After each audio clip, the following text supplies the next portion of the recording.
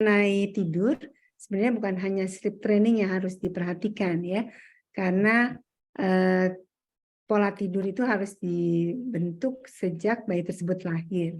Jadi awalnya sampai 3 bulan bayi hanya bangun dan tidur kalau lapar dan kenyang. Tapi setelah 3 bulan perkenalkan dengan lingkungan. Jadi lingkungan harus dikondusifkan supaya pusat irama sirkadian tubuhnya terbina ya. Jadi dia tahu bahwa oh ini malam, itu pagi dan siang ya. Dan perhatikan juga pola tidurnya tadi harus konsisten ya.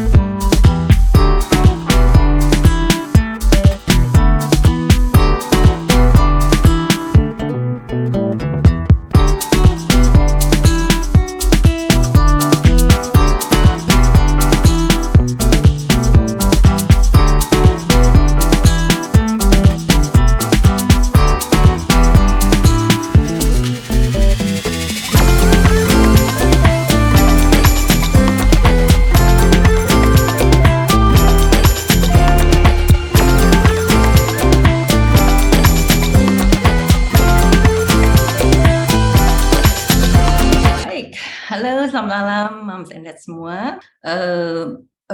Sebelum kita mulai, perkenalkan nama saya Asyanti dari Dokter Anakku Official. Kita lihat tadi videonya. Selamat bergabung di webinar kita malam hari ini. Semoga semuanya baik-baik ya, sehat dan semangat untuk mengikuti webinar malam hari ini.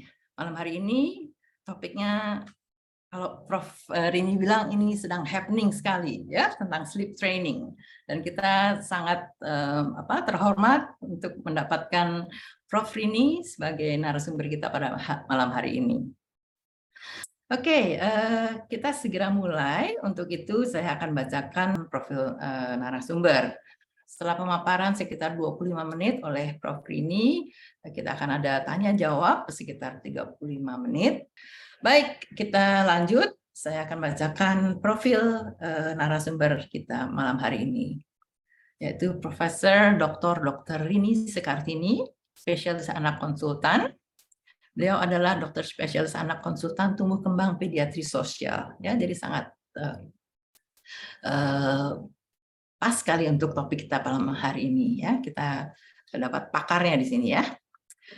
Beliau menjadi guru besar atau profesor dari Fakultas Kedokteran UI Jakarta di tahun 2018. Prof. Rini sudah bergabung. Selamat malam, Prof.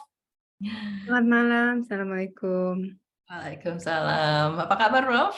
Alhamdulillah baik. Alhamdulillah. Oke.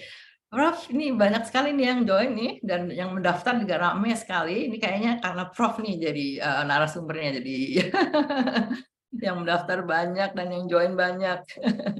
Kita lanjut langsung aja, Prof. Boleh, silakan. Ya, oke. Prof akan share sendiri ya? Ya, bisa share sebentar. Silakan ya.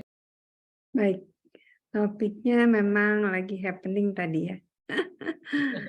Baik, saya mulai saja ya. Assalamualaikum warahmatullahi wabarakatuh. Selamat malam, Moms and Dad ya di sini ya. Saya lihat sebagian besar sih para ibu ya yang hadir ya. Mudah-mudahan ayahnya ikut di belakangnya sambil mendengarkan ya. Bicara mengenai sleep training ya untuk tumbuh kembang optimal. Memang akhir-akhir ini banyak bahasan ya, saya lihat di berbagai media informasi ya mengenai sleep training ya. Kalau diterjemahkan dalam bahasa Indonesia latihan tidur gitu ya, tapi kayaknya kurang enak ya, jadi tetap pakai sleep training ya. Nah, sebelum saya masuk ke sleep training, sebenarnya saya akan menyampaikan sedikit mengenai manfaat tidur ya.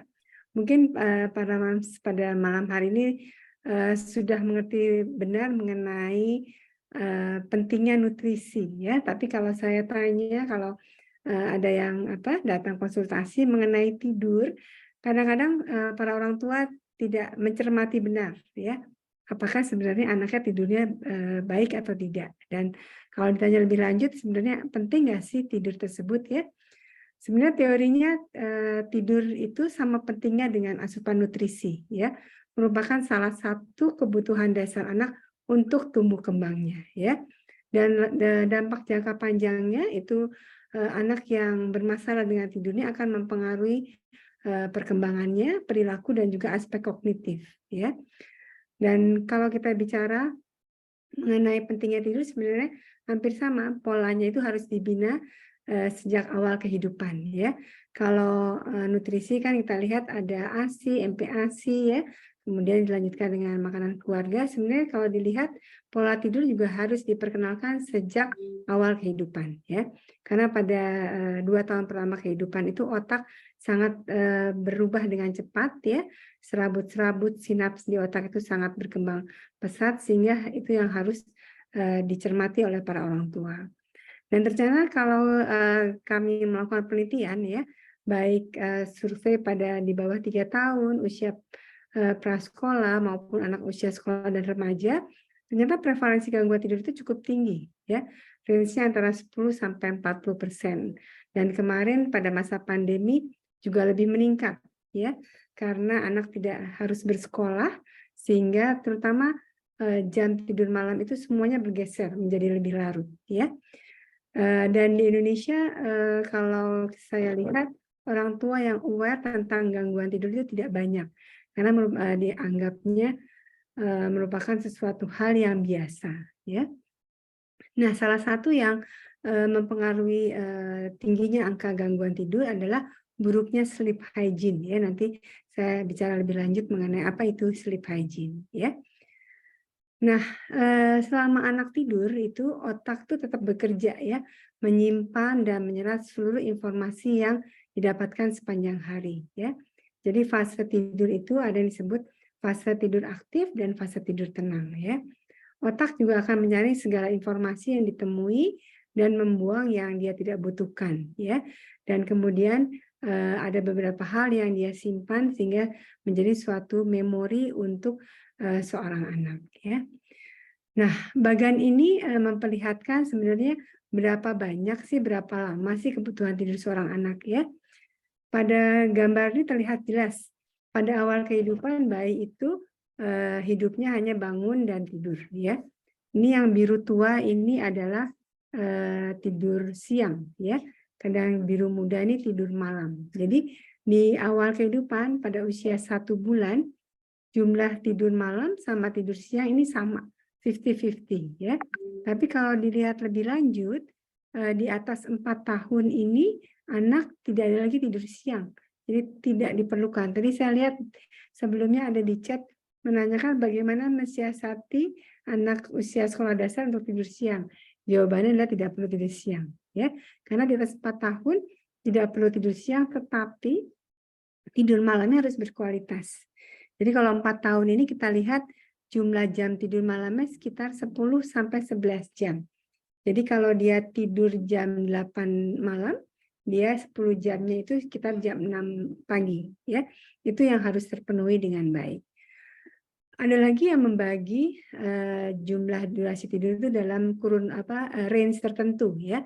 Misalnya 3 bulan ini total tidurnya antara 14 sampai 16 jam. Tidur siangnya sekitar 4-5 jam, ya. Usia 6 bulan sekitar 14 jam, ya. Tapi 1-3 tahun jumlah tidurnya sekitar 12-14 jam. Tidur malamnya 11 jam, ya. Jadi semakin bertambahnya usia, jumlah jam tidurnya akan semakin berkurang. Jadi kalau remaja dan dewasa itu kira-kira 8 jam tidurnya, ya. Nah, ini adalah contoh schedule tidur, ya, atau jadwal tidur pada bayi usia 8 bulan, ya. Jadi dia tidur malam, bedtime-nya ini adalah antara jam 6 sampai jam 8 malam. Jadi harusnya bayi itu tidur tuh paling telat jam 8 malam, ya. Sampai jam 7 pagi dia masih ada 2 kali terbangun, ya. Nah, 2 kali terbangun ini rata-rata dia menyusu atau minum susu ya. Dan terbangunnya tidak boleh lebih dari 1 jam ya. Jadi salah satu kuesioner untuk gangguan tidur itu dikatakan gangguan tidur kalau terbangun pada malam hari lebih dari 3 kali ya. Nanti setelah bangun jam 7 dia akan tidur siang kira-kira bisa sampai 3 kali ya. Tapi tidur siangnya rata-rata tidak terlalu lama ya, antara setengah sampai 1 jam ya. Nah, kenapa tidur itu penting? Salah satu ini yang warnanya saya kasih warna merah adalah growth hormone ya. Kalau lihat di gambar ini ada pengeluaran growth hormone atau hormon pertumbuhan itu pada malam hari. Ini kan ada 8 PM sampai dan 8 AM ya, ini pagi. Jadi kalau tidur jam 8 growth hormonnya akan perlahan-lahan keluar, makin lama makin tinggi. Ya, ini kalau dilihat kira-kira jam 11 malam ya. Jadi irama ini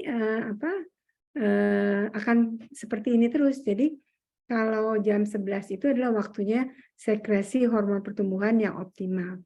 Jadi kalau dia tidurnya jam 11 ini tidak akan optimal ya. Dia harus tidur awalnya di jam 8 malam ya. Nah, kalau siang hari nggak ada pengeluaran hormon pertumbuhan, tetapi sedikit ya, yang puncaknya adalah pada malam hari. Nah, apa saja sebenarnya yang mempengaruhi pola tidur seorang anak ya? Ada beberapa hal. Yang pertama adalah perkembangan anak itu sendiri, karakteristik anak ataupun temperamen anak ya, faktor orang tua dan juga faktor budaya. Ini adalah gambar yang paling saya sukai ya, di mana ada 2 kaki kecil di antara 2 kaki besar. Ini adalah tipikal budaya untuk orang-orang Asia ya, di mana tidurnya bed sharing ya. Mungkin para moms dan dad yang mengikuti topik pada malam hari ini bisa melihat masih tidur sama anaknya atau tidak sih ya? Mau ada yang usia bayi, balita, atau yang punya anak remaja masih tidurnya begini beramai-ramai dalam satu tempat tidur atau bagaimana ya. Nah, salah satu cara untuk menyapi tidur adalah sleep training ya. Suatu metode intervensi perilaku untuk mencegah terjadinya gangguan tidur ya. Nah, apa sebenarnya tujuan sleep training? Tujuannya adalah untuk mengembangkan kemampuan dan kemandirian anak dalam menginisiasi tidur ya. Dan juga bisa efektif dalam memperbaiki kondisi anak yang tidurnya bermasalah ya, sehingga nantinya menurunkan angka kejadian gangguan tidur. Dan bila anak mengalami gangguan tidur, sebenarnya yang komplain atau yang stres itu orang tuanya. Anaknya sih tenang-tenang aja ya. Dan sleep training ini tidak berbahaya ya, dan tidak memberikan dampak negatif pada anak bila metode yang kita lakukan itu tepat sesuai dengan karakter dan perkembangan anak ya. Nah, ini beberapa metode untuk melatih bayi untuk tidur mandiri ini tujuannya untuk tadi mengurangi gangguan tidur ya. Dan yang utama lagi adalah membentuk self shooting. Itu kemampuan anak untuk menenangkan diri sendiri kalau dia terbangun ya. Jadi ada terutama untuk bayi ya, kalau dia kebangun ada yang cuman bolak-balik ya, kiri kanan gerak ini terus tidur lagi. Ada yang kalau nggak ditepuk-tepuk atau diangkat dia nggak tidur lagi. Jadi harusnya bayi tersebut bisa self shooting, tidur dengan sendirinya tanpa ada intervensi orang lain ya. Dan dampaknya adalah nanti mengurangi kelelahan dan depresi pada orang tua ya. Jadi sleep training itu juga untuk membentuk kebiasaan tidur yang baik ya, dan tidur sehat ini akan mengoptimalkan tumbuh kembang seorang anak. Dan salah satu manfaat lain bila anak itu sudah mandiri juga dalam hal tidur, untuk meningkatkan fungsi eksekutif anak ya. Jadi dia bisa dengan tepat mengambil keputusan untuk hal apapun ya. Jadi sleep training tidak hanya untuk kemampuan tidur, juga aktivitas lain ya, untuk perilaku dan juga untuk pengaturan kognitif seorang anak. Ya. Apa yang bisa dilakukan untuk mengajarkan anak tidur sendiri? Yang pertama adalah kita membiarkan bayi tidur sendiri. Ya kalau kita lihat di budaya Barat, kita lihat di film-film gitu ya, bayi bayi lahir tidurnya sudah terpisah dari orang tuanya. Walaupun dalam satu kamar, bayi tersebut mempunyai tempat tidur sendiri. Jadi dia sudah lebih mandiri sejak awal ya. Tapi kalau kita lihat di budaya kita di Asia, bukan saja di Indonesia tapi juga di Malaysia ya, kemudian di Singapura itu bed sharing itu masih ditemukan ya. Dan membiarkan tidur sendiri itu ada beberapa cara, ada yang ditaruh saja, ada juga diberikan waktu tenang seperti diayun sambil dinyanyikan ya, sambil tepuk-tepuk ya. Terutama bila anak tersebut sudah mulai mengantuk tapi belum tidur benar ya. Nah, banyak pertanyaan yang menanyakan kapan sebenarnya anak atau bayi boleh dilakukan sleep training ya. Beberapa teori mengatakan dapat dilakukan sejak usia 4 sampai 6 bulan ya. Tapi rata-rata belajar memulai sleep training mungkin setelah sukses ASI eksklusif ya 6 bulan. Jadi dan bayi sudah mulai mampu untuk menenangkan diri sendiri. Dan perlu juga kesiapan dari dua belah pihak selain anak juga orang tuanya ya. Kadang-kadang yang nggak mau tidur terpisah dari anaknya adalah ibunya atau ayahnya ya. Jadi harus dari kedua belah pihak menyiapkan dirinya ya. Edukasi harus dilakukan terus-menerus ya, menetapkan waktu tidur dan bangun yang konsisten ya, baik tidur siang maupun tidur malam. Kemudian menetapkan tempat tidur. Sebenarnya kamar tidur itu harusnya hanya untuk tidur. Jadi yang namanya TV, kemudian alat-alat permainan itu sebenarnya tidak boleh ditaruh di tempat tidur atau di kamar tidur. Jadi kamar tidur itu hanya untuk tidur, itu yang harus diperkenalkan kepada anak sejak dini ya. Jadi hindari perilaku yang berhubungan dengan awitan tidur ya, menonton TV di tempat tidur atau orang tua sambil baca-baca koran ya, padahal anaknya sudah mulai mengantuk ya, sehingga itu mengganggu anak untuk mulai jatuh tidur ya. Ada beberapa istilah untuk sleep training ya. Yang pertama disebut gradual extension ya. Orang tua akan mengabaikan permintaan anak selama periode tertentu. Jadi tujuannya untuk kemampuan self shooting ya. Jadi kalau anak terbangun, nangis, mulai merengek, orang tua masih membiarkan ya. Kemudian kalau dia masih nangis terus ya, orang tua masih membiarkan, tapi dalam jangka waktu tertentu mungkin orang tua akan menjenguk anaknya ya. Dan ini akan dipengaruhi sekali oleh temperamen anak. Ada beberapa orang tua yang menanyakan berapa lama boleh membiarkan anak tersebut menangis tanpa kita datangi ya, atau kita diamkan ya. Nah, pada awal-awal kehidupan kita harus ada beberapa istilah yang mengatakan kalau bayi menangis itu merupakan salah satu komunikasi bayi dengan dunia luar ya, ini bicara di bawah 1 tahun, harus segera kita respon ya. Responnya bukan harus langsung menggendong atau bisa kita dekati, kita cek, kita tepuk-tepuk ya. Itu berarti kita merespon, tapi tidak segera mengangkat bayi tersebut ya. Nah, sebelum hal tersebut dilakukan, sebaiknya orang tua memiliki rutinitas yang positif ya. Namanya juga kata rutin, jadi harus dilakukan secara rutin, baik hari libur, hari kerja ya, mau di rumah maupun di tempat lain harus rutin atau kegiatannya harus sama ya. Biasanya ada waktu tenang ya. Waktu tenang tuh bayinya udah dibersihkan, digantikan baju ya, baca cerita ya, itu bisa diperkenalkan sejak usia 3 sampai 4 bulan. Jadi hal-hal yang rutin itu oleh bayi akan menjadi memori. Jadi begitu sudah mulai ibunya ganti baju, memulai membersihkan badan ya, ganti baju. Nah, itu tanda-tanda waktunya untuk tidur ya. Kemudian ada juga intervensi disebut program awakening ya. Jadi sebelum bayi tersebut terbangun atau terjaga ya, biasanya dibangunkan lebih dahulu ya. Bangun supaya bila bayi tersebut kelihatan dia lapar, disusui langsung ya. Kemudian dia tidur kembali.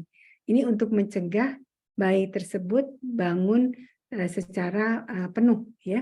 Jadi kalau tidur kan tadi ada fase tidur tenang dan tidur aktif ya. Nah, kalau tidur aktif kemudian kalau kita lihat masih liar-liar gitu ya, udah mulai gerak-gerak dan ternyata bayinya terlihat kehausan, diberikan minum, kemudian dia akan tertidur lagi. Tapi kalau kita biarkan dia bisa terbangun, terjaga sampai duduk, nah itu untuk jatuh tertidurnya bisa akan memakan waktu lebih lama ya. Nah, ini ada beberapa istilah lagi untuk strip training ya. Ini yang paling ekstrim ya. Extension atau cry it out. Jadi membiarkan bayi tersebut menangis untuk tidur dengan sendirinya ya sampai waktu yang lebih panjang ya, bisa sampai juga keesokan harinya ya. Tapi biasanya orang tua mengenali gitu ya, kapan anak tersebut harus minum atau diberikan ASI ataupun susu pada kondisi dia lapar. Tapi kalau dia cuma bangun tidak karena lapar, biasanya dibiarkan saja sampai dia tertidur sendiri ya. Kecuali kalau anak tersebut sakit ya. Tadi yang graduated extension sudah saya sampaikan ya. Ada lagi istilah faded bedtime ya.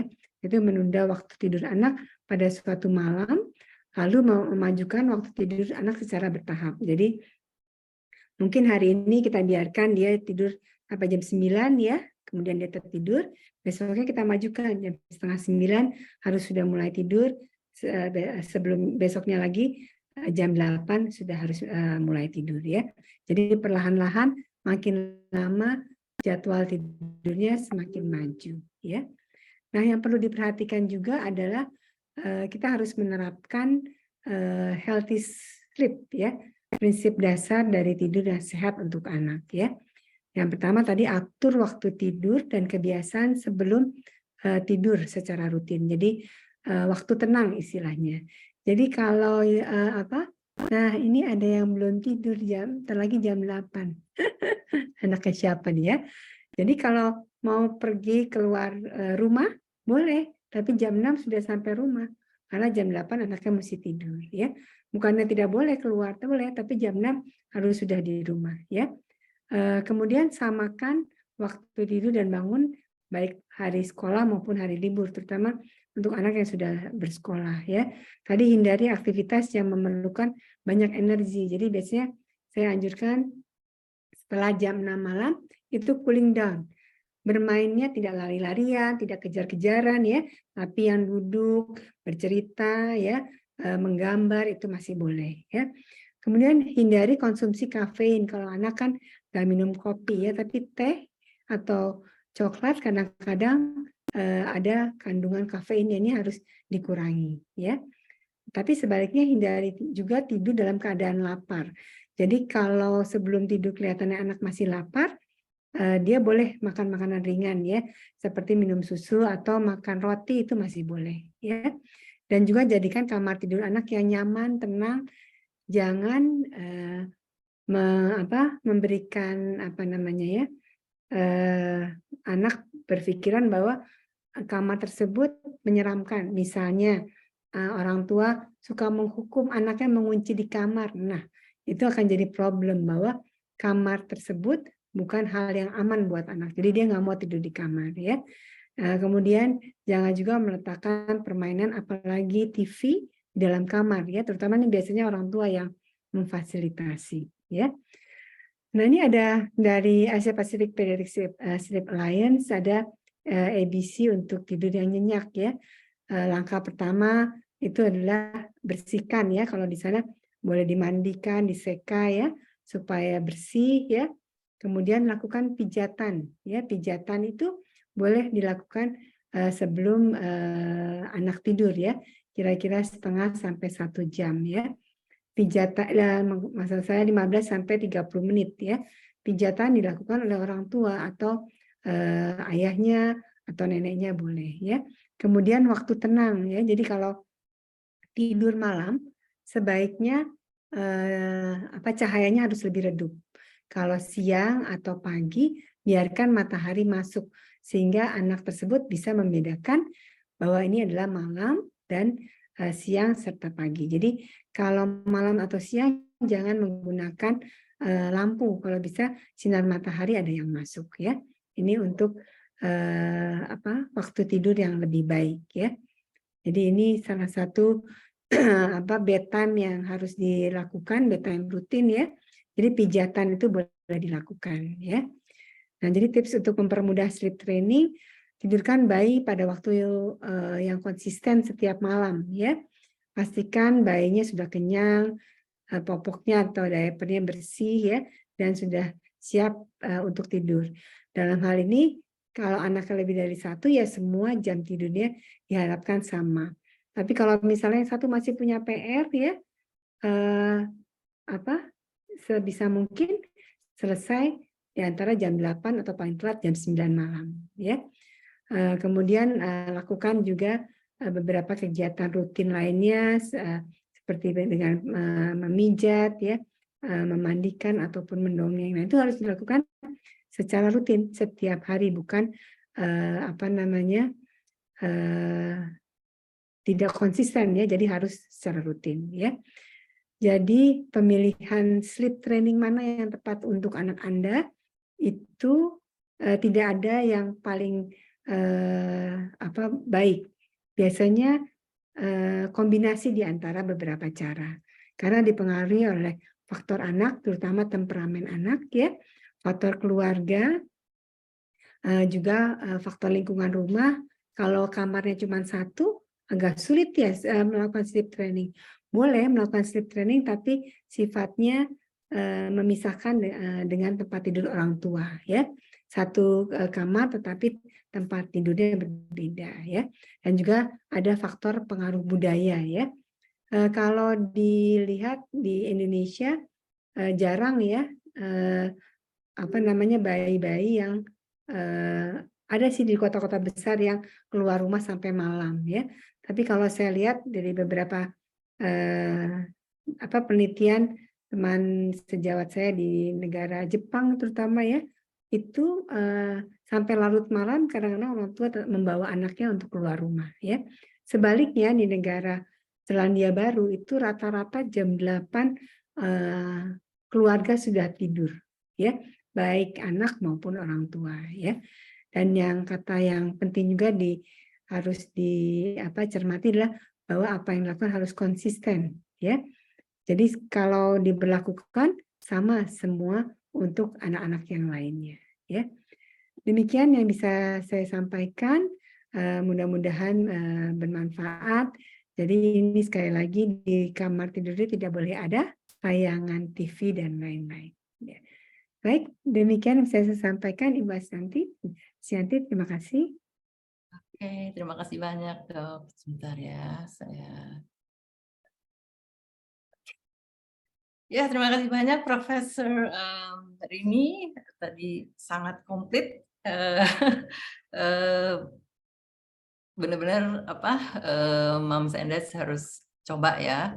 Tapi yang menarik adalah kan ada macam-macam tuh ya Prof ya, macam-macam cara ya, dan Moms and Dads diminta untuk mencoba mana yang cocok melihat situasi rumah dan juga temperamen atau sifat anak ya Prof ya. Itu jadinya idealnya berapa lama dicobanya ya Prof ya? Terus akhirnya sampai wah ini nggak cocok nih, kita coba yang lain gitu. Biasanya bagaimana Prof? Ya kalau dilihat di teori nggak ada di berapa lama ya.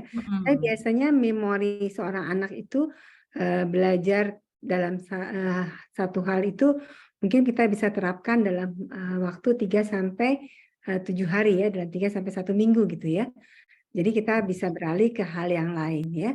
Nanti kalau sudah dicoba beberapa cara yang sendiri-sendiri tidak sukses, bisa dikombinasi ya.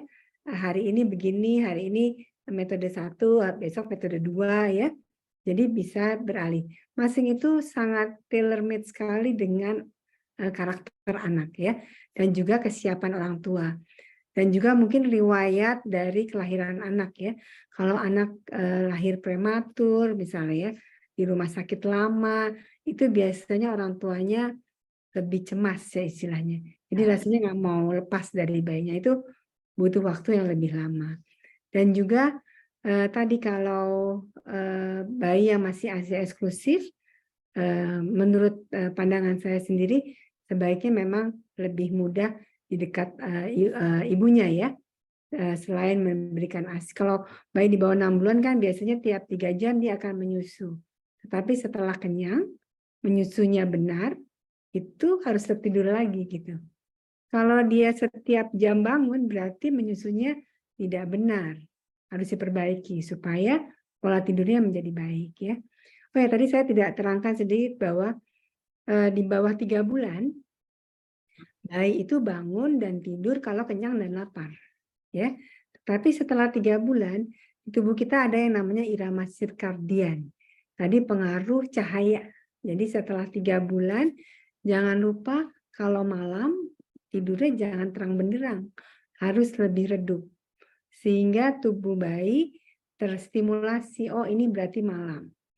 Itu kalau pagi ada cahaya matahari berarti itu sudah pagi. Jadi itu tubuh kita punya pusat yang harus distimulasi sehingga nanti akan terbiasa dengan sendirinya tubuh bahwa ini malam dan ini siang. Kan biasanya orang tua mengatakan, ya ini begadang terus nih bayinya, bangunnya kalau malam bangun, kalau pagi atau siang tidur.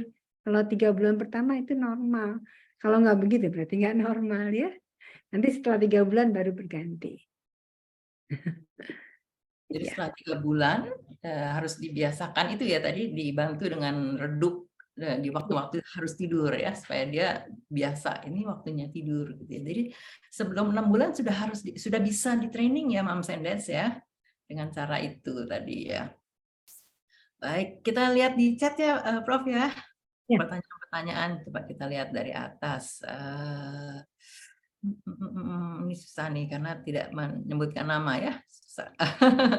Vera Bekasi. Saya belum menerapkan sleep training anak saya ketika usia 0 tahun. Kondisi anak speech delay dan saat ini sedang menjalani sesi terapi juga. Saya merasa jam tidur siang anak saya mundur yang biasanya jam 12 siang kemudian bangun jam 1 atau jam 2 karena jam 3 ada terapi. Namun saat ini panjang juga ini, berubah menjadi sekitar jam 4-5 sore, sehingga tidur malamnya juga mundur. Apakah ini juga bisa disebut sebagai gangguan tidur, Prof? Lalu bagaimana caranya untuk menghadapi habit perubahan ini? Kan tadi ada jam-jam terapi ya. Karena sudah memposisikan jam tidur sesuai habit awal, namun susah. Gitu dok.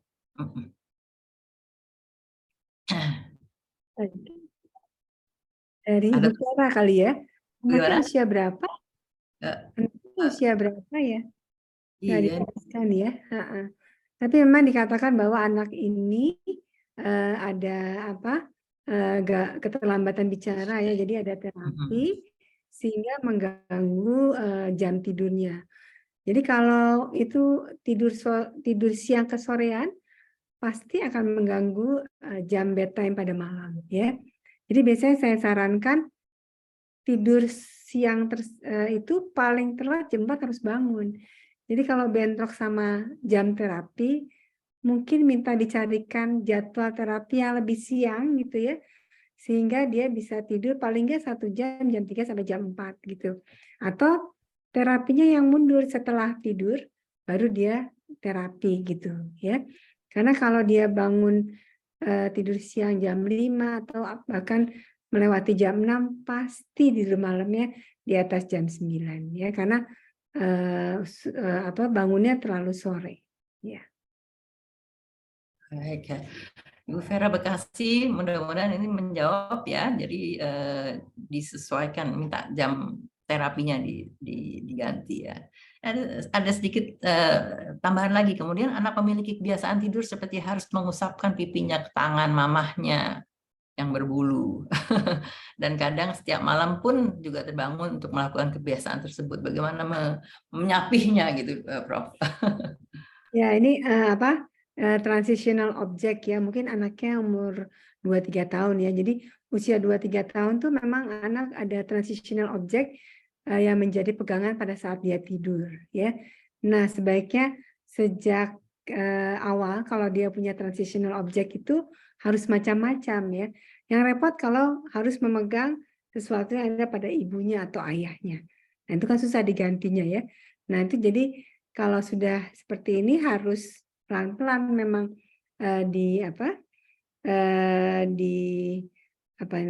dijelaskan. Masalahnya dia ada kendala nih, keterlambatan bicara. Jadi kalau dia ingin sesuatu dia belum bisa menjelaskan dengan baik ya. Jadi mungkin pelan-pelan kalau pegang mungkin diganti dengan selimut atau dengan boneka ya. Nah, itu biasanya anak prasekolah itu punya transitional object yang dia, jadi jimatnya dia kalau nggak ada itu dia nggak bisa tidur. Nah, sebaiknya jimatnya itu jangan satu. Kalau dicuci itu dia nggak tidur, ya. Jadi kalau selimutnya mestinya 5 kali ya. Jadi kalau yang satu ada dia bisa beralih ke yang lain, ya. Dan itu harus diperkenalkan di atas 1 tahun ya, karena dia sudah mulai aware dengan lingkungan. Kalau di bawah 1 tahun biasanya belum memerlukan transitional object. Jadi moms yang lain juga mohon dilihat ya, gitu, bahwa ini ada kebiasaan yang harusnya pelan-pelan disapi ya, digantikan dengan sesuatu, dan itu harus dibiasakan. Dan penggantiannya itu juga jangan satu objek ya, 2 atau 3 supaya bisa ganti-ganti dicuci ya, gitu. Oke, terima kasih Prof. Berikutnya kita lari ke Samarinda Prof ya, dari Ibu Orinda. Anaknya usia 15 bulan, tidur di jam 8 sampai 9 malam. Tapi dalam semalam bisa gelisah 3 sampai 4 kali, seperti mencari nenen. Ketika saya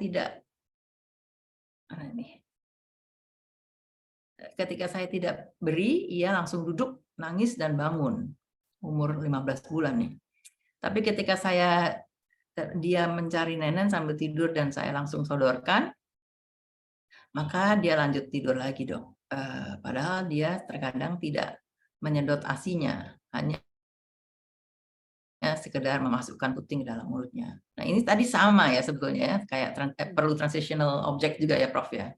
Gimana Prof? Ya mungkin karena belum tentu dia lapar ya, karena kalau itu juga jadi kan hanya istilahnya mencari kepuasan ya. Nah, kalau misalnya mencari payudara ibu, mungkin pelan-pelan bisa dialihkan, boleh Kak menggunakan pacifier. Boleh Ya. dicoba, paling biasanya kadang dibuang ya. Jadi karena dia tidak selalu lapar. Jadi pastikan ini kan 15 bulan ya. Biasanya terbangunnya sekali, paling lama paling banyak 2 kali terbangun, tapi hanya untuk menyusu, habis itu tidur lagi. Berarti kalau seperti ini kan dia hanya mencari kepuasan di bagian oralnya ya. Nah, itu kalau mau boleh nggak dicoba menggunakan pacifier sebagai pengganti, boleh saja. Tapi bisa juga mungkin ekstrimnya bisa dicoba kalau malam mungkin tidurnya tidak sama ibunya, misalnya sama ayahnya saja. Nanti dia akan belajar kan, oh ibunya nggak ada nih pada malaman. Pasti dia akan rewel, pasti. Tapi harus dicoba supaya dia belajar bahwa kalau ibunya tidak ada, berarti kan ayahnya yang berperan nih. Mungkin begitu gelisah ya. Kalau gelisah itu dia masih masuk dalam tidur aktif, belum bangun ya. Itu bisa ditepuk-tepuk atau diusap-usap supaya jatuh tidur kembali. Jadi harus dicoba ya. Nah, jadi mungkin kalau lagi hari libur ya, ayahnya besoknya nggak kerja gitu. Nah, ibunya menyingkir dulu ya, menyingkir dari sebelah anaknya. Mungkin posisi tidurnya diganti. sebelah anaknya adalah bapaknya. Jadi bapaknya dikasih pekerjaan juga nih supaya sleep trainingnya berhasil. Iya, tadi juga ada pertanyaan-pertanyaan yang serupa ya. Kalau tadi dengan puting ibunya, dengan dicoba dengan cara itu ya, ibunya menjauh, bapaknya yang harus ngelonin ya. Tadi ada juga pertanyaan di WA grup ya. Bagaimana kalau anak terlanjur ngempeng mengawali tidur dan ketika terbangun juga mencari empeng lagi, itu bagaimana? Harus diapain, Prof? Ya, sebenarnya pacifier atau apa namanya itu terkait pada oral, pemuasan oral itu kan sampai 2 tahun ya. Jadi kadang-kadang harusnya setelah 2 tahun anak tidak lagi kepuasannya berpusat pada mulut ya. Jadi kalau itu sebenarnya untuk menenangkan dia sendiri ya. Nah, self shooting ini kalau ditarik sebenarnya harus diajarkan sejak awal di bawah di atas 6 bulan ya self shootingnya. Jadi dia mungkin gerak-gerak sedikit terus dia tidur kembali, atau boleh kita tepuk-tepuk sendiri dia tidur lagi gitu ya. Jadi kalau sekarang terpaku pada satu alat supaya dia tidur lagi atau dia memulai tidur ya dengan ngempeng, sebenarnya kalau jatuh tidurnya di bawah 30 menit is okay gitu ya, nggak masalah. Tapi jangan terus-terusan sepanjang malam dia ngempeng jarinya atau pakai pacifier. Berarti dia tidak masuk tidur dalam, masih tidur aktif karena masih melakukan aktivitas ya.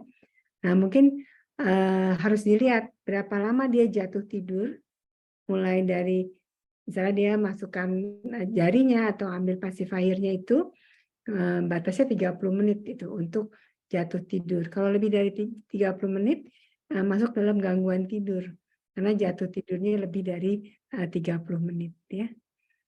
Jatuh tidur itu berarti dia tidur masuk ke dalam tidur dalam.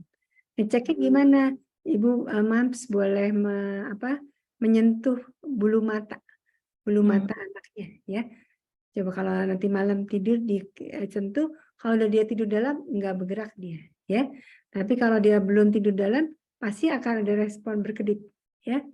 Juga ini apa namanya bagian mata kan ada yang hitam ya, hitam-hitam mata itu suka gerak-gerak.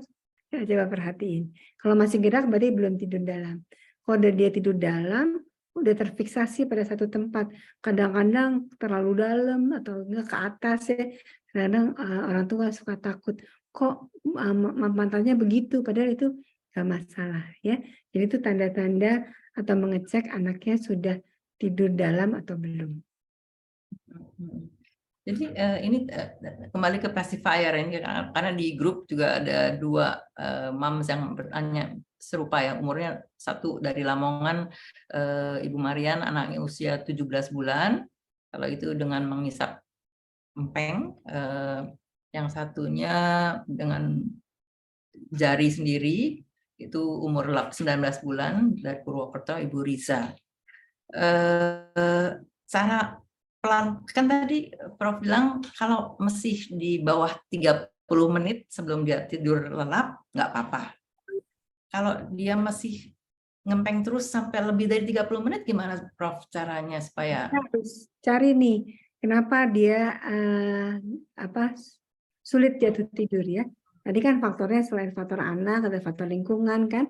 Cek juga apakah panas, apakah udaranya nggak nyaman ya.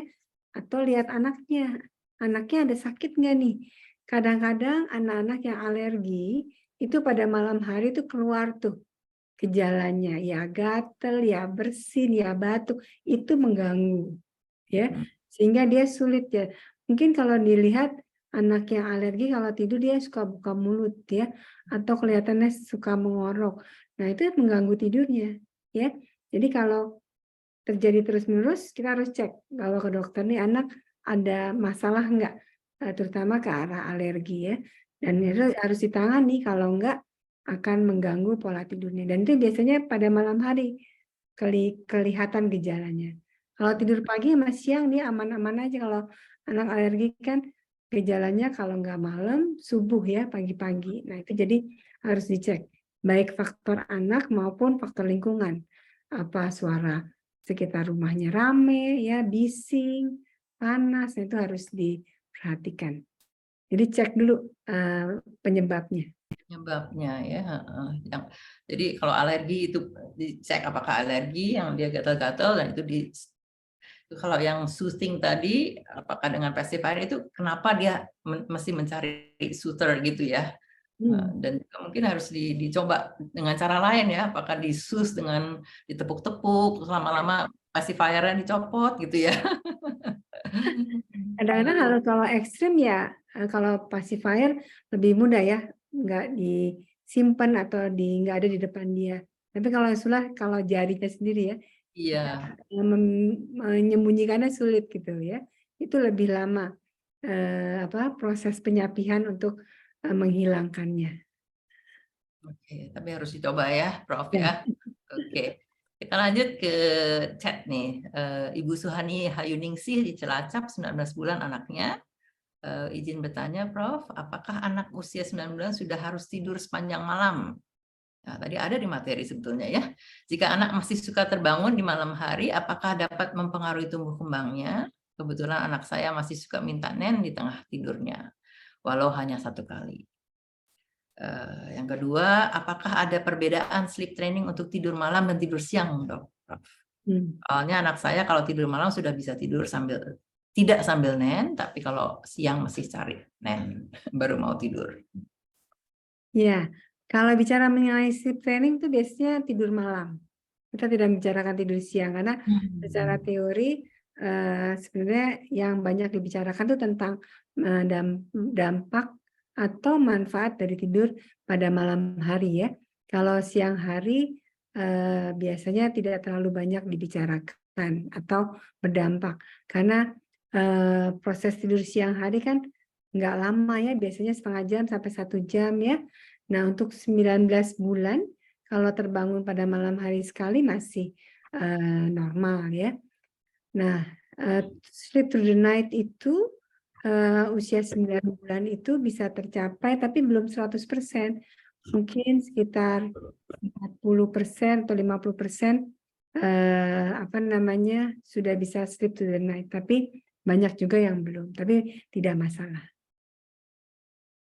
Baik, oke. Jadi yang penting memang tidur malam ya, karena mempengaruhi growth hormone ya, Prof. Ya, kalau siang nggak ada growth hormone. Oke. Baik, berikutnya Ibu Aprilia Rifani dari Jakarta, anaknya setengah tahun, masih 6 bulan nih. Nah, pas nih untuk diajarin ya.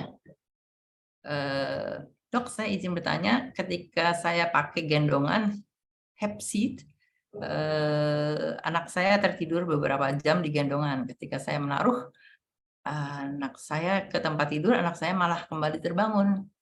Begitu juga jika anak saya meminta ASI, setelah beberapa menit dilepaskan, sudah tertidur. Ditunggu beberapa jam, anak saya kembali terbangun. Apakah bisa dengan metode sleep training? Ya, itu berarti dia tidurnya belum tidur dalam itu, ya. Jadi kalau lihat dari siklus tidur, itu memang butuh waktu untuk masuk tidur dalam, ya. Jadi tadi ibunya kan udah identifikasi kan ya, gendongan ataupun menyusui ya. Nah, mungkin nanti prosesnya menggendongnya diganti ya. Menggendong kan diayun ya. Mungkin bisa juga bergantian dengan misalnya diayun dengan ayunan ya. Kan dia udah di tempat tidur tuh ya. Nah, itu harus dicoba. Mungkin dia nggak nyaman, dia masuklah minta digendong lagi, ya. Jadi itu harus trial ya. Kemudian nanti kalau belum berhasil diulang lagi ya. Nah, yang sulit memang menyusui kan, kalau dianjurkan kan pada saat menyusui itu harus digendong ya, maksudnya tidak boleh sambil tidur kan ya. Nah, pastikan juga kalau waktu menyusui itu benar, karena kalau menyusunya cek 10 menit kelihatan udah tidur, pasti bayinya belum kenyang. Menyusu kan kalau kenyang kalau 20 menit ya, supaya ada hind milk ya, kandungan ASI yang mengandung lemak. Kalau Hmm. cuma 10 menit kelihatannya tidur, pasti belum kenyang, bangun lagi pasti, ya. Jadi kalau bayi di bawah 6 bulan itu tidur related sekali dengan menyusui dengan baik, ya. Jadi manajemen laktasinya harus benar supaya dia kenyang, ya. Baik, Prof. Terima kasih. Ini ada pertanyaan Ibu Umanda dari Serang, anaknya 2 tahun 8 bulan. Apakah sleep training ini bisa dilakukan saat masih bed sharing? Tapi bayi bisa tertidur sendiri, apakah nggak apa-apa? Apa ya? Oke, kita lanjut saja.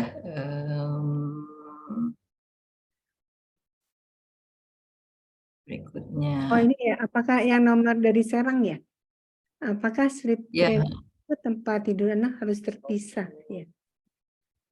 Sebenarnya kalau bicara teori yang sesungguhnya, sleep training harus tempat tidur yang terpisah, ya, benar-benar yang terpisah. Dan roomnya juga harus terpisah. Jadi tidak boleh sharing dua-duanya.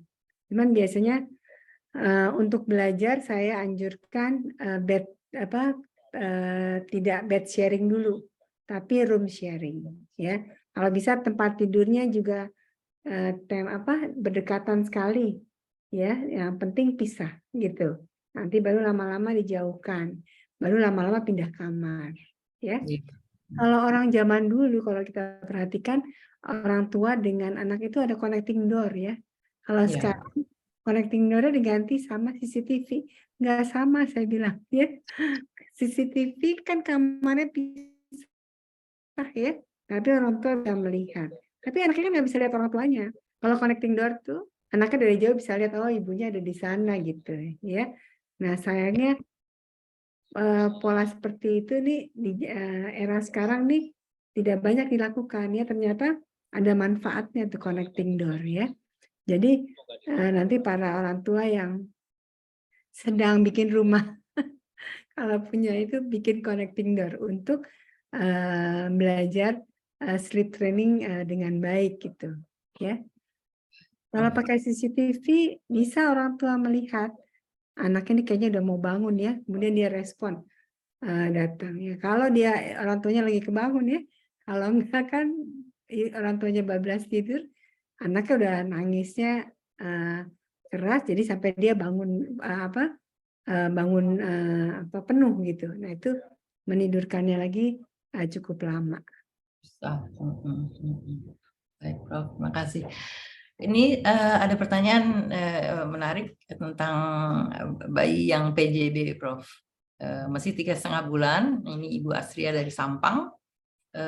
Anak saya PJB. Apakah bisa diterapkan sleep training yang cry out, Prof? Karena sebetulnya kan anak PJB nggak boleh nangis terlalu lama.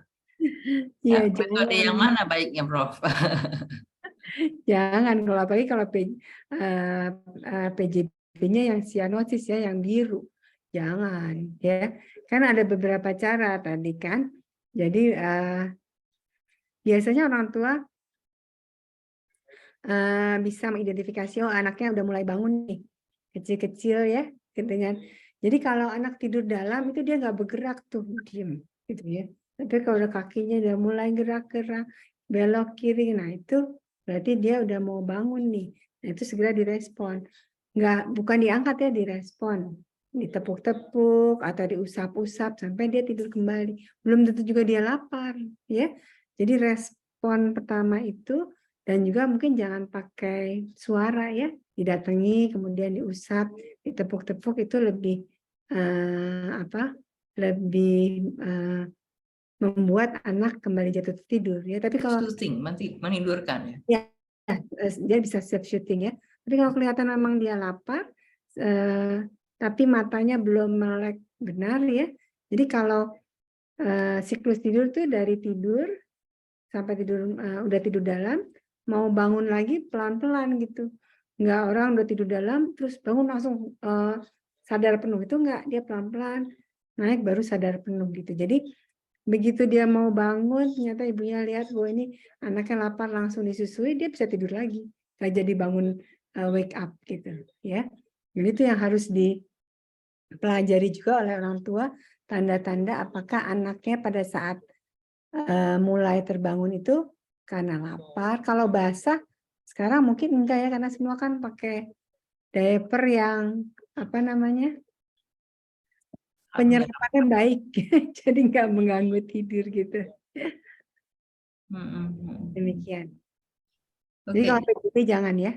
Ya, jadi idealnya dia pertanyaannya pakai sleep training yang mana yang cocok dia biasa Yang untuk tadi apa, gradual ya, gradual. Jadi begitu dia mau bangun didatangi gitu ya.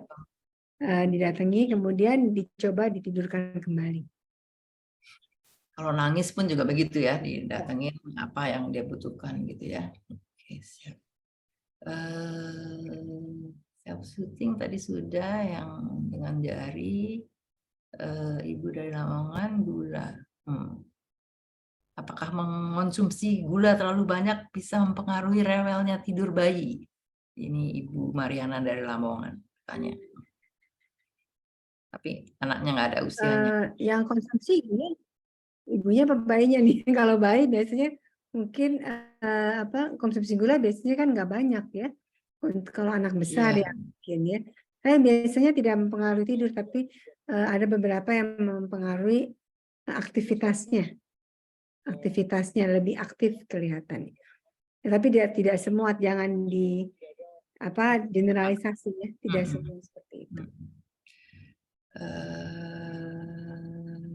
Nah, ini ada yang mencoba men-training tapi belum berhasil, minta advice nih.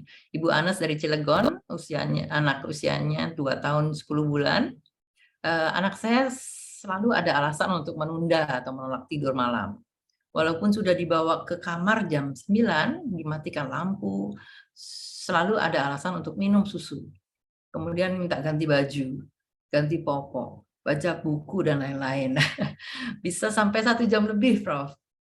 Gimana caranya supaya dia bisa tidur tanpa harus ritual seperti itu? Dan kadang masih suka terbangun juga setelah 2 jam lelap. Ya, kita harus evaluasi juga nih pagi siangnya bagaimana, apakah dia ternyata bangun paginya kesiangan gitu ya. Jam 8, jam 9 dia baru bangun ya.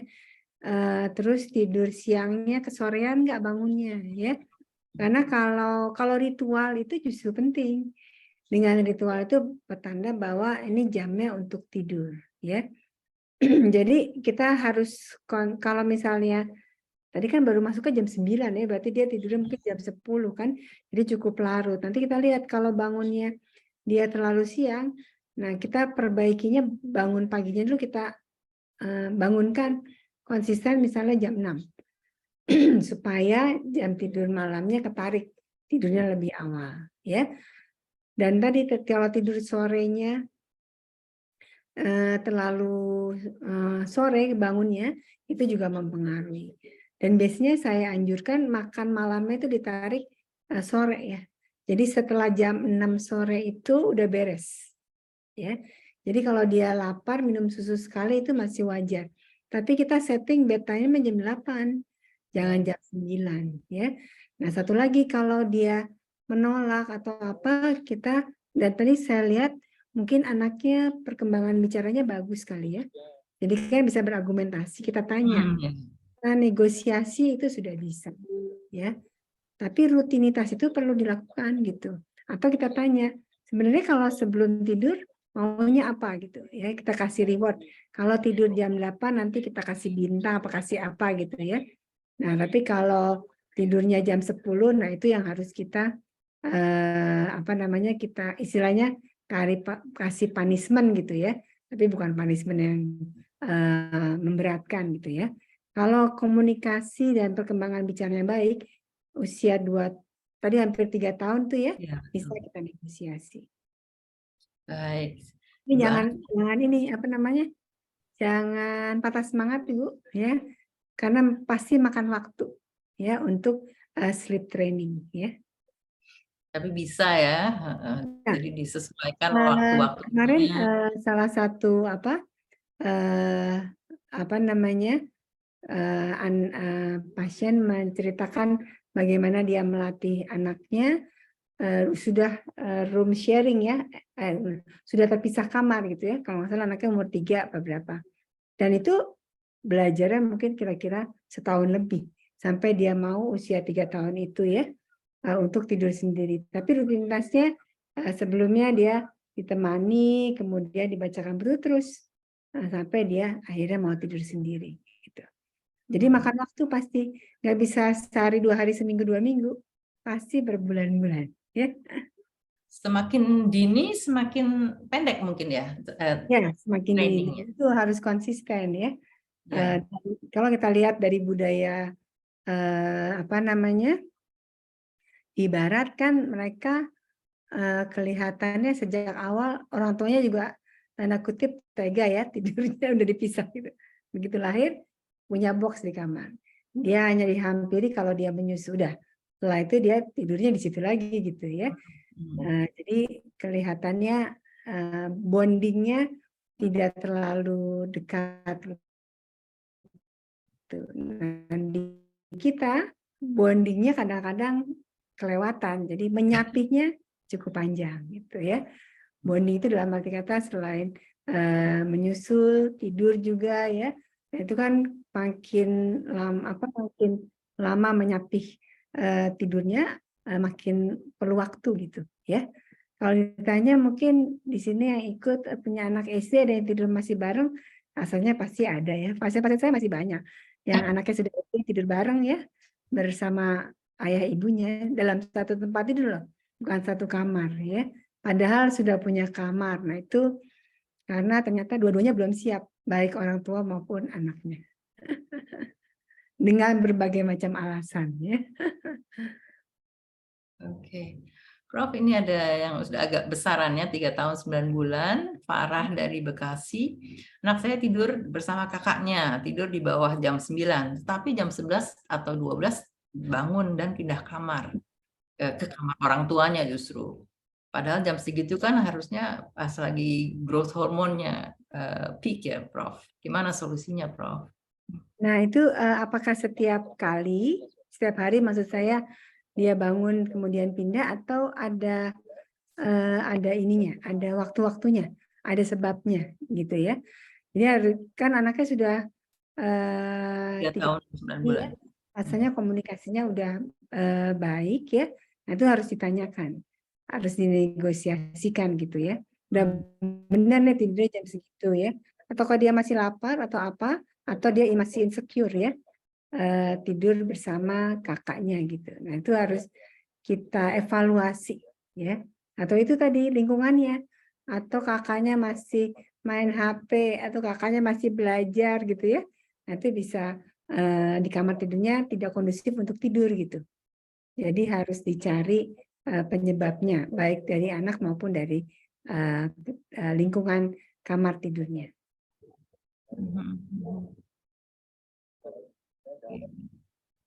Ini ada masih 7 Hampir bulan. setiap hari ini ya Farah ya. Oh, hampir setiap hari. Nah, ini nanti Oh, oke. dinegosiasi, ditanyakan pendapatnya. Di sini boleh kita berikan tadi reward punishment ya. Kan udah 3 tahun. Nanti kalau ini diberikan diberikan reward ya kalau tidurnya nggak pindah gitu ya. Mungkin bisa dicoba waktu libur ya, Sabtu Minggu gitu ya. Kalau Jumat malam atau Sabtu malam tidurnya harus tidak boleh pindah gitu. Jadi pelan-pelan ya, sambil ditanyakan. Kita nggak tahu nih dari kamar tidur dengan kakaknya apa yang terjadi. Nah itu harus dibicarakan bersama juga sama kakaknya ya. Oke, Prof. Kita ke mana nih? Oh, itu tadi udah ya, Farah dan Nurfika minta minum. Ya, ini dia, boleh nih. Dari Mojokerto, Ibu Hudan Nurfika, 14 bulan. Dok, anak saya 14 bulan sudah tidur sendiri, tapi kalau malam dia selalu minta minum. Bagaimana caranya agar tidak agar anak kalau malam tidak minum, Dok? Karena sudah Minum ini apa ya, ASI atau minum? Karena banyak. Tapi kalau dia bangun untuk minum, kemudian dia tertidur lagi, sebenarnya tidak masalah. Jadi kalau dia terbangun tidak lebih dari 1 jam, kemudian kembali tertidur, itu tidak gangguan tidur. Jadi yang masuk kategori gangguan tidur kalau dia terbangun lebih dari 1 jam, sampai usia 3 tahun. Oke. Kalau alasannya jelas, nggak masalah. Habis itu dia tidur kembali. Yang bermasalah mungkin orang tuanya ya. Mulai tidur terus bangun, nah itu Cari membuat minum. sulit tidur lagi ya. Kalau bayi yang tidurnya udah benar, jam 8 tidur, bayi yang 8 bulan sampai 12 bulan tuh sering terbangun lalu ceria sekali minta diajak main. Itu gimana, Prof? Nah, itu kita harus identifikasi tuh, jangan sampai tidur aktif. Begitu udah, biasanya kan bayi itu udah di atas 6 bulan gitu ya, masih 3 jam sekali kan dia minum gitu ya. Setelah 3 jam kan kelihatan tuh kalau udah lapar dia gerak-gerak, nah itu segera direspon untuk disusui gitu ya. Tapi kalau dibiarkan sampai dia terbangun duduk, nah akhirnya aktif. Nah, untuk dari tidur aktif ke tidur dalam kembali perlu waktu, bisa sampai 2 jaman. Jadi Gitu. jangan sampai dia duduk. Duduk ya. Begitu. Jadi maksudnya wake up itu, ya itu berarti dia harus mulai lagi untuk jatuh tertidur, perlu beberapa fase gitu. Oke, jadi Nanti harus diketahui oleh orang tua, identifikasi anaknya sudah bangun gitu ya. Atau satu lagi adalah tanda-tanda anak mengantuk, saatnya dia dibawa ke tempat tidur atau ke kamar tidur ya. Tanda-tanda mengantuk kan pasti Mas Anda pada tahu ya, yang satu kucek-kucek mata, yang satu lendeh-lendehan ya, lendotan ke orang tua. Nah itu yang perlu diidentifikasi, dan itu segera direspon untuk ke kamar tidur. Oke, jadi cara meresponnya itu yang harus ini ya. Tepat. Parentsnya harus dilatih juga ya. Ya. Oke, kita harus segera akhiri. Kita cari satu yang terakhir nih, Prof. Yang mana ya? Aduh, panjang-panjang nih.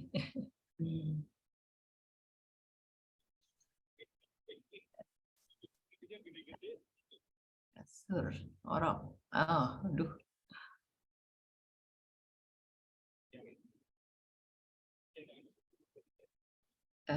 Yang mana nih? Tadi udah, PJB udah ya. Ini deh.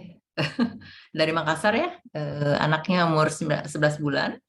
Saat ini mempunyai rutinitas kalau pagi bangunnya jam 6-7 pagi dan habis mandi dengan sarapan ia langsung ngantuk dan jam 10 sudah tidur. Tidur siang pertama. Nanti bangun jam 12. Nah, setelah makan siang ia mulai mengantuk lagi untuk tidur siang kedua. Nah, tidur siang ini bisa mulai jam 3 sore. Apakah untuk tidur siang itu boleh berkali-kali atau bagaimana, Prof? Umur berapa tadi ya? 11 bulan. Berapa? 11. 11, ya. 11 sih bisa 2-3 kali. Tapi kalau dia tidur lagi jam 3, jangan terlalu lama, 1 jam saja. Jam 4 dibangunkan, kemudian ajak main, stimulasi, nanti mendekati jam 6 makan sore, supaya dia bisa tertidur jam 8. Tapi saya lihat polanya sudah benar, tetapi jam tidur sorenya jangan sampai lebih dari jam 4. Karena tadi tidurnya mulai jam 3. Ya. Boleh nggak dibangunin kalau tidur siang? Boleh. Ya, jadi jangan lebih. Rata-rata 1 jam paling lama. Jadi kalau 2-3 jam berarti tidur malamnya pasti Nanti terganggu. Maksudnya tidur malamnya pasti nggak optimal sehingga dia tidur siangnya dibales gitu ya sampai berjam-jam. Nah, itu tidak benar. Gitu. Oke. Itu tadi pertanyaan terakhir ya, Prof ya. Kita harus segera selesai nih. Mungkin Prof bisa memberikan take home message buat para moms and dads di sini. Silakan Prof. Jadi bicara mengenai tidur, sebenarnya bukan hanya sleep training yang harus diperhatikan ya, karena pola tidur itu harus dibentuk sejak bayi tersebut lahir. Jadi awalnya sampai 3 bulan bayi hanya bangun dan tidur kalau lapar dan kenyang. Tapi setelah 3 bulan perkenalkan dengan lingkungan. Jadi lingkungan harus dikondusifkan supaya pusat irama sirkadian tubuhnya terbina ya. Jadi dia tahu bahwa oh ini malam, itu pagi dan siang ya. Dan perhatikan juga pola tidurnya tadi harus konsisten ya. Jangan kalau libur atau kalau lagi pergi boleh sampai jam 11 malam nggak tidur atau dibawa jalan-jalan ya. Jadi kata konsisten itu harus diterapkan, baik pola yang dipentingkan sebenarnya bedtime, tidur malam ya. Jam 8 paling telat jam 9 malam ya. Itu yang harus disampaikan juga kepada anaknya yang sudah lebih besar ya, 3-5 tahun. Karena fungsi tidur itu adalah pemulihan secara fisik dan psikologis, termasuk juga manfaatnya untuk meningkatkan daya tahan tubuh kita ya. Jadi sekali lagi tidur itu sama pentingnya dengan asupan nutrisi. Baik Prof, terima kasih banyak dan terima kasih juga tips-tipsnya tadi untuk masalah-masalah tidur atau menidurkan anak. Pastinya moms and dads di sini banyak mendapat manfaat, dan juga moms and dads yang mengikuti webinar ini dan tidak bertanya, tapi itu juga pasti jawaban-jawabannya menjawab kesehariannya mereka ya. Terima kasih banyak sekali lagi Prof Rini, semoga kita bisa ketemu lagi di acara berikutnya ya. Mungkin sebelum kita selesai, moms and dads ingin foto bersama dengan Prof Rini nih. Silakan kita foto bersama dulu ya, nanti setelah itu kita bisa gabung kembali, ada sedikit pengumuman tentang moms and dads. Kita kembali ke screen ya, karena ada yang bertanya tentang aktivitas dari dokter anakku ya. Bulan Mei kita sudah ada 2 webinar, dan berikutnya adalah hari Kamis ini akan ada IG Live tentang stunting ya, stunting atau anak pendek nih. Nah, ini akan dijabarkan oleh Dr. Aditya Suryansyah, spesialis anak konsultan. Kita akan membahas tentang anak pendek atau stunting ya. Jadi moms and dads bisa mengikuti itu dan menyiapkan pertanyaan-pertanyaan. Minggu depan, hari Minggu tanggal 14 sore akan ada webinar yang menarik juga nih tentang tantrum ya, dan Dr. Diva Putriana akan memberikan tips dan triknya untuk menangani anak tantrum. Anak tantrum ini, topik tantrum ini juga populer juga, lagi happening juga nih kata Prof Rini tadi. IG Live berikutnya tanggal 17 hari Rabu tentang anemia dan kecerdasan si kecil ya. Anemia, khususnya anemia kekurangan zat besi, itu mempengaruhi kecerdasan, dan itu kita tidak mau, dan ternyata di Indonesia anemia zat besi itu masih tinggi ya. Kita simak bersama Dr. Citra Radita, spesialis anak konsultan. Lalu ada webinar lagi, 2 lagi, yang satu adalah webinar tentang silent disease ya, penyakit-penyakit yang silent ya, tidak ketahuan tapi ternyata dia sangat mempengaruhi tumbuh kembang si kecil. Jadi tumbuh kembang si kecil kenapa lambat dan lainnya bukan hanya karena nutrisi, tapi kadang-kadang ada penyakit yang menggerogoti, dan ini Dr. Dimas Dwi Saputro akan sharing tentang beberapa penyakit ini. Terakhir tanggal 26 Mei juga menarik, dari Dr. Melia Yunita, pentingnya monitoring BB, PB dan lingkar kepala ya, untuk tumbuh kembang si kecil. Jadi ini juga menarik sekali, jangan sampai terlambat, kita harus selalu monitor kapan dan bagaimana akan dibahas. Baik, itu tadi aktivitas-aktivitas, dan kita sudah foto bersama, dan sekarang atas nama Dokter Anakku Official, saya mengucapkan terima kasih sekali lagi pada moms and dads. Sampai ketemu lagi di acara Dokter Anakku berikutnya. Baik, saya undur diri dan mohon maaf kalau ada kekurangan-kekurangan. Sampai ketemu lagi, sampai jumpa. Assalamualaikum warahmatullahi wabarakatuh. Salam sejahtera bagi kita semua. Bye-bye.